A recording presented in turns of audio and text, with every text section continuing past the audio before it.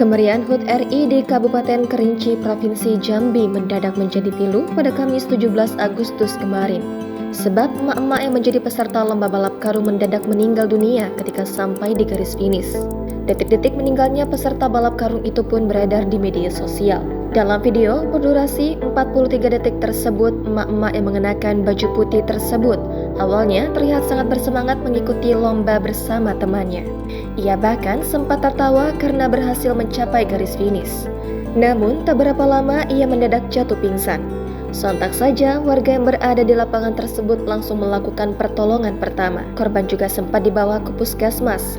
Namun sayangnya nyawanya tidak tertolong. Berdasarkan keterangan warga, IRT tersebut merupakan DW, 39 tahun, warga desa Tamiai, Kecamatan Batang Merangin, Kabupaten Kerinci, Provinsi Jambi. Ia meninggal dunia sekitar pukul 16.30 waktu Indonesia Barat. Dilansir dari tribunjambi.com, hal ini juga dikonfirmasi oleh Kapolsek Barang Merangin, Ibtu Julisman. Pasalnya, kronologis kejadian itu terjadi pada pukul 15.30 waktu Indonesia Barat di lapangan PSTM, Desa Tamiai saat lomba balap karung dalam rangka HUT RI ke-78. Korban diduga kelelahan setelah selesai melaksanakan lomba balap karung. Rencananya, korban akan dimakamkan hari ini Jumat 18 Agustus di Desa Tamiai.